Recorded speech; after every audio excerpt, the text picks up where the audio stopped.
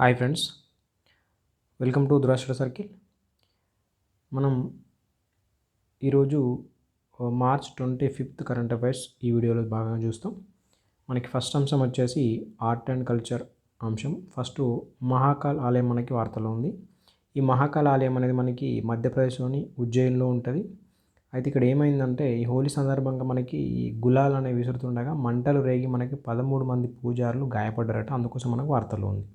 ఈ గులాల్ అంటే ఏం లేదు, మనకి ఈ హోలీ మరియు ఈ మతపర ఆచారాలు ఉపయోగించే రంగు పొడి అని చెప్పేసి మాట్లాడుకుంటాం. గులాల్ అంటే మనకి మహాకాల్ ఆలయం అనేది మనకి 12 జ్యోతిర్లింగాలలో ఇది ఒకటి. శివుడికి అంకితం ఇవ్వబడింది. ఇది మనకి క్షిప్రా నది ఒడ్డున ఉంటుంది మహాకాల్ ఆలయం అనేది. రైట్. అయితే మనకి ఈ మహాకాల్ ఆలయం స్పెషాలిటీ ఏంటంటే ఈ 12 జ్యోతిర్లింగాలలో భాగంగా మనకి దక్షిణాభిముఖంగా ఉన్న ఏకైక జ్యోతిర్లింగం అంట. మనకి మిగిలిన 11 తూర్పు వైపు ఉంటాయంట. ఇది ఒకటి మాత్రం దక్షిణాభిముఖంగా ఉంటుందంట. అయితే ఇది కాళిదాసు మేఘదూతంలో మనకి ప్రస్తావన అయితే చేస్తాడు ఈ మహాకాల్ ఆలయం గురించి. రైట్. ఇది మహాకాల్ ఆలయం ఉజ్జయిని మధ్యప్రదేశ్ అని గుర్తుపెట్టుకోవాలి మనం. హోలీ సందర్భంగా 13 మంది పూజలు గాయపడ్డారు కాబట్టి మనకు వార్తల్లో ఉంది. Next ASI archaeological survey of India మనకి 18 స్మారక చిహ్నాలను తొలగించింది. అందుకు మనకు వార్తలో ఉంది ఏఎస్ఐ 18 జాడలేని స్మారక చిహ్నాలను తొలగించింది. అయితే మనకి ఏఎస్ఐకి మనకి ఏంటంటే పురాతన కట్టడాలకి రక్షణ కల్పిస్తుంది. మనకి ఏఎస్ఐ తెలుసు, ఆర్కియలాజికల్ సర్వే ఆఫ్ ఇండియా. అయితే మనకి ఈ మొన్యుమెంట్స్ అనేది మనకి 3693 మొన్యుమెంట్స్ ఉంటే దాంట్లో నుంచి 18 తొలగించిన తర్వాత ప్రస్తుతానికి 3675 మొన్యుమెంట్స్ అనేవి మనకి ప్రస్తుతానికి ఉన్నాయి ఆర్కియాలజికల్ సర్వే అండర్లో. రైట్. ఇంకొకటి మనకి ఏఎంఏఎస్ఆర్ అని చెప్పేసి యాక్ట్ 1958 ఉంటుంది. ఏఎంఎస్ఆర్ అంటే మనకి అన్షియంట్ మొన్యుమెంట్స్ ఆర్కియాలజికల్ సర్వే రిడైన్ అని చెప్పేసి యాక్ట్ అని చెప్పేసి మనం 1958 సెక్షన్ 35 మనకి అమలు చేయడం ద్వారా మనకి అమలవుతుంది. ఏంటంటే ఇది జాతీయ ప్రాముఖ్యత కోల్పోయిన ఈ యాన్షియంట్ మొన్యుమెంట్స్ ఉంటాయి కదా, వాటిని తొలగించడం ఈ యాక్ట్ అనేది సెక్షన్ 35 ప్రకారం. ఓకే. 8 మనకు డిసెంబర్ 2003 మనకి 50 ప్రొటెక్టెడ్ మొన్యుమెంట్స్ని మిస్ అయ్యాయని సాంస్కృతిక మంత్రిత్వ శాఖ మనకి పార్లమెంట్లో తెలిపింది. ఆ 50లో భాగంగా మనకి పట్టణీకరణ వల్ల 14, అదేవిధంగా రిజర్వాయర్ డ్యాంలో మునిగిపోవడం వల్ల 12, విధంగా ఒక 24 అదృశ్యమైనవి. ఇందులో మనకి 8 మొత్తానికి 18 తొలగించడం జరిగింది. ఇప్పుడు ప్రస్తుతానికి మనం గుర్తుపెట్టుకోవాల్సింది ఆర్కియాలజికల్ సర్వే ఆఫ్ ఇండియా 18 స్మారక చిహ్నాలను తొలగించింది. ఇప్పుడు ప్రస్తుతానికి 3675 మాత్రమే ఉన్నాయి మొన్యుమెంట్స్. మనకి యాక్ట్ అనేది గుర్తుపెట్టుకోవాలి, యాన్షియంట్ మొన్యుమెంట్స్ ఆర్కియాలజికల్ సర్వే రిటైన్ అని చెప్పేసి. రైట్. ఏఎస్ఐ గురించి చూస్తే మనకు రిమైనర్స్ అని చెప్పేసి ఏఎస్ఐ చూస్తే మనకు 1861లో మనకి అలెగ్జాండర్ కన్నింగ్హామ్ స్థాపిస్తాడు. Okay. Father of Indian archaeology అని చెప్పేసి పిలుస్తాం. ఎవరిని అంటే అలెగ్జాండర్ కన్నింగ్హామ్ని. మనకి ఈ ఏఎస్ఆర్ యాక్ట్ అనేది 1958లో మనకి ancient monument and archaeological sites and remains act. దీని ప్రకారం మనకు ఈ రక్షిత స్మారక చిహ్నాలు అనేది నిర్వహించడం చట్టబద్ధ సంస్థ ఇది యాక్ట్ ద్వారా ఏర్పరచుకున్నాం కాబట్టి. మనకి హెడ్ క్వార్టర్ వచ్చేసి న్యూఢిల్లీ ఉంటుంది. ఇది కేంద్ర సాంస్కృతిక మంత్రిత్వ శాఖ పరిధిలో పనిచేస్తుంది, కల్చరల్ కాబట్టి. రైట్. ఇంకొకటి మనకు ఉంటుంది ఎన్ఎంఏ నేషనల్ మొన్యుమెంట్స్ అథారిటీ అని చెప్పి. ఇది కూడా సేమ్ మనకి హెడ్ క్వార్టర్ వచ్చేసి ఢిల్లీలో ఉంటుంది. ఇది కూడా మనకి ఏఎంఎస్ఆర్ యాక్ట్ 2010 ప్రకారం మనకి స్థాపించబడింది. ఇదేమో 58లో అయితే 2010లో. మరి ఇది కూడా కేంద్ర సాంస్కృతిక మంత్రిత్వ శాఖ పరిధిలో పనిచేస్తుంది. మనకి తేడా ఏంటంటే ఓన్లీ ఆర్కియాలజికల్ రీసెర్చ్ అనేది మనకి ఏఎస్ఐ చేస్తుంది, ఈ ఎన్ఎంఏ అనేది చేయదు. ఇంకొకటి ఏంటంటే ఈ ఎన్ఎంఏలో భాగంగా నేషనల్ మొన్యుమెంట్స్ అథారిటీలో భాగంగా మనకి ఏఎస్ఐ డైరెక్టర్ జనరల్ ఎక్స్ ఆఫీషియోగా ఉండడం జరుగుతుంది ఏఎన్ఎంలో. రైట్. ఇది వెరీ ఇంపార్టెంట్ మనకి ఎన్నిసార్ అని చెప్పేసి. మనకి ఈ నాసా అండ్ ఇస్రో మనకి సింథటిక్ అపార్చర్ రాడార్ అని చెప్పేసి పిలుస్తాం. NASA ISRO synthetic aperture radar అని చెప్పేసి పిలుస్తాం. ఇది యాక్చువల్గా మనకి 2024లో ప్రయోగించాల్సింది, బట్ దీన్ని అయితే ఇప్పుడు ప్రస్తుతానికి పోస్ట్ పోన్ చేస్తున్నారు. ఇది లో ఎర్త్ ఆర్బిటల్ అబ్జర్వేటరీ, మనకి రాకెట్ వచ్చేసి GSLV Mark 2 అని చెప్పేసి. ప్రయోగ ప్రదేశం ఎక్కడి నుంచి అంటే మనకి Satish Dhawan space centre. Okay, దీని కాలం మనకి 3 years ఉంటుంది. దీని ఉపయోగాలు ఏంటంటే ఇది ఇంపార్టెంట్ మనకి, భూమి ఉపరితల మార్పులు ఓకే చూడడం. ఇది మనకి 0.4 అంగుళాల ఉపరితలం కదలికల్ని కూడా గుర్తిస్తుందట. ఓకే, 0.4 అంగుళాల ఉపరితలం కూడా చూస్తాడట. నెక్స్ట్ విపత్తుల హెచ్చరికలు, అగ్నిపర్వతాలు కానీ భూకంపాలు కానీ సునామీలు కానీ. అదేవిధంగా మనకి వాతావరణ మార్పులు, అదేవిధంగా వ్యవసాయం, ఇలాంటి అంశాలను మనకి దీనివల్ల ఉపయోగాలు అయితే ఉన్నాయి. మనకి ప్రత్యేకతలు ఏంటంటే 12 రోజుల్లో మొత్తం భూగోళం మ్యాప్ చేస్తుంది, కేవలం 12 daysలో. దీంట్లో ఎస్ బ్యాండ్ ఎల్ బ్యాండ్ అని చెప్పేసి డ్యూయల్ మనకి సిగ్నల్సింగ్ సిస్టమ్ ఉంటాయి కదా, దానికోసం మనకి డ్యూయల్ బ్యాండ్ ఉంటుంది. ఈ ఎస్ బ్యాండ్ అనేది ఇస్రోకి సంబంధించి, ఎల్ బ్యాండ్ అని చెప్పేసి నాసాకి సంబంధించి డ్యూయల్ బ్యాండ్ అని చెప్పేసి గుర్తుపెట్టుకోవాలి మనకి. రైట్, ఇది ఫస్ట్ శాటిలైట్, డ్యూయల్ బ్యాండ్ అనేది ఫస్ట్ శాటిలైట్ అని చెప్పేసి గుర్తుపెట్టుకోవాలి. అన్ని సింగిల్ బ్యాండ్ ఉంటాయి, ఫస్ట్ ఇది ఏంటంటే డ్యూయల్ బ్యాండ్. మనం గుర్తుపెట్టుకోవాల్సిన అంశం ఏంటంటే ఈ నిస్సార ప్రయోగం అనేది ప్రస్తుతానికి పోస్ట్పోన్ అయింది, లేట్ అవుతుంది అని చెప్పేసి మనం గుర్తుపెట్టుకోవాలి. ప్రస్తుతానికైతే ప్రయోగం లేదు. రైట్, నెక్స్ట్ మనకి డిఫెన్స్లో భాగంగా S-400 అనేది డెలివరీ కూడా మనకు డిలే అవుతుంది. డెలివరీ అంటే మనకి మనం రష్యా నుంచి తెచ్చుకుంటున్నాం, భారత్కి వస్తుంది. అయితే ఈ S-400 డిఫెన్స్ క్షిపణి భారతదేశానికి ఒప్పందం ప్రకారం 2024 నాటికి డెలివరీ చేయాలి. బట్ ఏంటంటే 3 చేసింది, ఇంకా 2 ఆలస్యం. ఇవి 2026 నాటికి చేస్తాడు, అది మనం గుర్తుపెట్టుకోవాలి. 2026 నాటికి. మనకు నివేదిక ప్రకారం అయితే భారత వైమానిక దళం అనేది మనకు 3 S-400 క్షిపణులను చైనా, పాకిస్తాన్ సరిహద్దులో మోహరించింది. మనకు నార్థర్న్ అండ్ ఈస్టర్న్ సెక్టార్లో భాగంగా.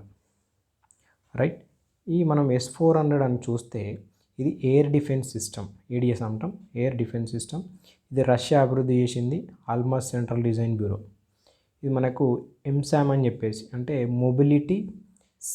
Mobility surface to air missile అని చెప్పేసి పిలుస్తాం. MSAM అని చెప్పేసి మొబిలిటీ ఉన్న సర్ఫేస్ నుంచి ఎయిర్ పంపించే మిసైల్ ఇది. దీని పరిధి ఏంటంటే 400 km, అందుకే S-400 అని చెప్పేసి పిలుస్తాం. దీంట్లో మళ్ళీ రేంజెస్ ఉంటాయి. 40 km రేంజ్, దీన్ని మినిమం రేంజ్ అని చెప్పేసి. 120 km మీడియం రేంజ్ అని చెప్పేసి. 250 km లాంగ్ రేంజ్ అని చెప్పేసి. 400 km మ్యాక్సిమం రేంజ్ అని చెప్పేసి పిలుస్తాం. ఇవి రేంజెస్. అదేవిధంగా 4 రకాల క్షిపణులు ఉంటాయి మనకి, దీన్ని రెజిమెంట్ అంటాం. ఇక్కడ 4 రకాల క్షిపణులు చూస్తే భాగంగా ఫస్ట్ది మనకు రాడార్ అని చెప్పేసి, రాడార్ రేంజ్. ఇది మనకి ఏం చేస్తుందంటే ఏదైతే ఒక శత్రువు కాదు మిత్రువు కావచ్చు, అక్కడ మనకి ఎయిర్లో ఉన్న లక్ష్యాన్ని గుర్తిస్తే దాదాపు 600 kilometers డిస్టెన్స్లో భాగంగా ఇవన్నీ రాడార్స్ ఉంటాయి. రైట్, అట్లా గుర్తిస్తుంది. ఇది ఏంటంటే డిటెక్ట్ చేస్తుంది. రాడార్ అనేది డిటెక్ట్ చేస్తుంది, మిస్సైల్ కావచ్చు, ఎయిర్క్రాఫ్ట్ కావచ్చు, డ్రోన్ కావచ్చు. అట్లా 160 గుర్తిస్తుందట ఒకే సమయంలో. ఎంత? 160 ఒకే సమయంలో గుర్తించే కెపాసిటీ ఉంటుంది దీనికి. లాంగ్ రేంజ్ ఇది రాడార్ డిటెక్టర్ అని చెప్పేసి. రెండోది మనకి రెండో క్షిపణి ఏం చేస్తుందంటే మనకి కమాండ్ చేస్తుంది వెహికల్కి. రైట్, ఇక్కడ ఒకదాన్ని గుర్తించింది అనుకోండి, దీన్ని కమాండ్ చేస్తుంది. కమాండ్ చేసిన తర్వాత మనకి అది ఫ్రెండా ఎనిమా అని చెప్పేసి మనకి కమాండ్ చేసి గుర్తిస్తుంది అనమాట. అప్పుడు లాంచ్ వెహికల్కి కమాండ్ చేస్తుంది. ఫ్రెండా ఎనిమా గుర్తించిన తర్వాత లాంచ్ వెహికల్కి కమాండ్ చేస్తుంది. మనకి లాంచ్ వెహికల్ కమాండ్ చేసిన తర్వాత ఈ లాంచ్ వెహికల్ అనేది ఆటోమేటిక్గా ఓపెన్ అయిపోయి 8 లాంచెస్ ఉంటాయి దీంట్లో భాగంగా. ఈ 8 లాంచ్లలో మనకు 8x4 అట్లా 32 మిషన్స్ ఉంటాయి మనకి దీంట్లో. ఓకే, 32 మిషన్స్ ఉంటాయి. 32 మిషన్స్లో భాగంగా మనకి దాంట్లో 40 km, 120 km, 250 km, 400 km చెప్పేసి వేసుకున్నాం కదా. అట్లా మనకి ఉంటాయి 4 types. అయితే ఈ లాంచ్ వెహికల్ రెడీ అయిపోగానే మనకి ఈ ఎంగేజ్మెంట్ గైడెడ్ క్షిపణి ఉంటుంది. ఓకే, ఈ గైడ్ చేస్తుంది. లాంచ్ చేసిన తర్వాత ఇక్కడ లాంచ్ అయిపోయిన తర్వాత మనకి ఈ గైడ్ చేస్తుంది. దాని ప్రకారం ఇది అటాక్ చేయడం అనేది జరుగుతుంది. ఇది మనం గుర్తుపెట్టుకోవాలి S-400 సంబంధించి. ప్రస్తుతానికి ఏంటంటే డిలే అయింది, 2026 కల్లా మనం తీసుకోబోతున్నాం రష్యా నుంచి. ఓకే, దీంట్లో ఏమేమి ఉంటాయి S-400 అంటే ఏంది, అని చెప్పేసి మనం గుర్తుపెట్టుకోవాలి. Next project Kusha. Project Kusha అనేది మనకు డిఆర్డిఓ అభివృద్ధి చేస్తుంది. సొంత ఎయిర్ డిఫెన్స్ సిస్టమ్. మనకు LRSAM అని చెప్పేసి long range surface to air missile 2028 నుంచి 29 మనకి. ఇప్పుడు 2028 నుంచి 29 project Kusha, LRSAM long range surface to air missile అని చెప్పేసి. అదేంది S-400 అనేది ఎంశామ్ అంటే మనకి మొబిలిటీ ఉన్న సర్ఫేస్ టు ఎయిర్ మిసైల్ అని చెప్పేసి. ఇది డిఆర్డిఓ అభివృద్ధి చేసింది. ఇది గుర్తుపెట్టుకోవాలి. సొంత ఎయిర్ డిఫెన్స్ సిస్టమ్ అని చెప్పేసి గుర్తుపెట్టుకోవాలి ప్రాజెక్ట్ కుష. రైట్, ఇది ఇండియన్ ఎయిర్ ఫోర్స్ కోసం పనిచేస్తుంది. నెక్స్ట్ ప్రాజెక్ట్ దుర్గా 2 అనేది మనకు లేజర్ ఆయుధ వ్యవస్థ.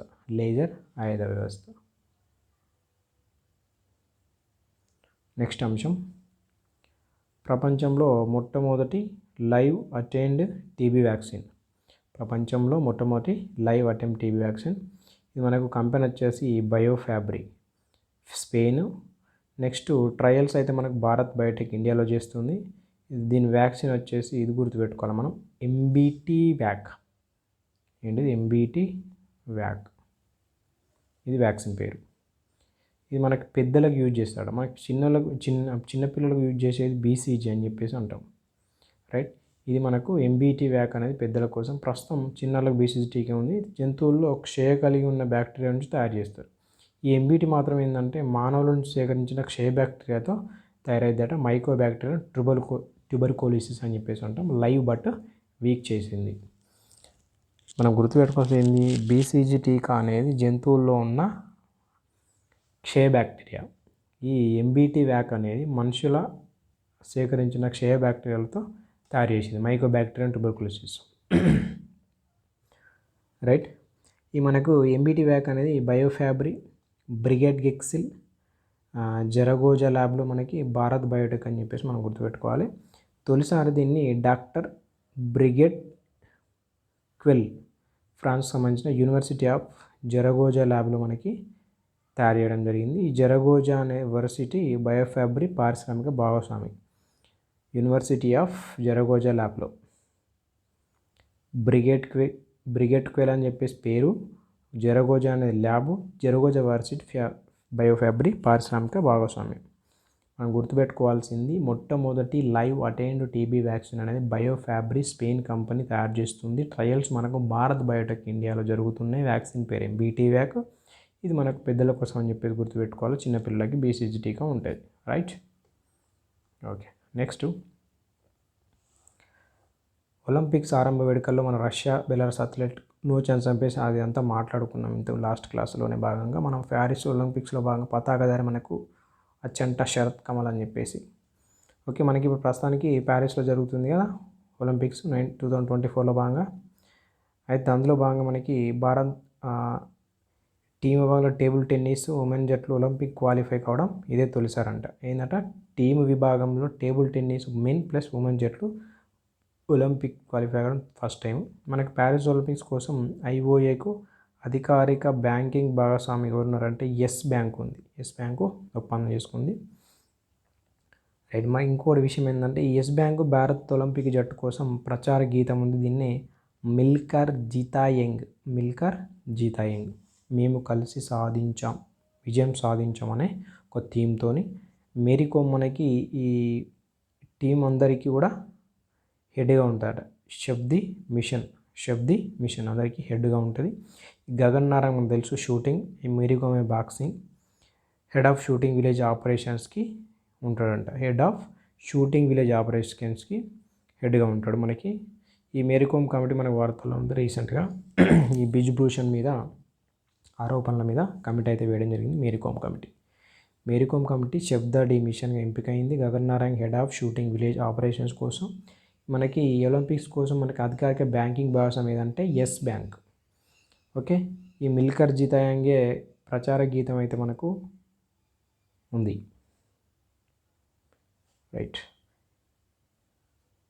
ఇది మనకు మార్చి 25 సంబంధించిన కరెంట్ అఫైర్స్. చాలా తక్కువ ఉన్నాయి ఈరోజు. Okay, thank you.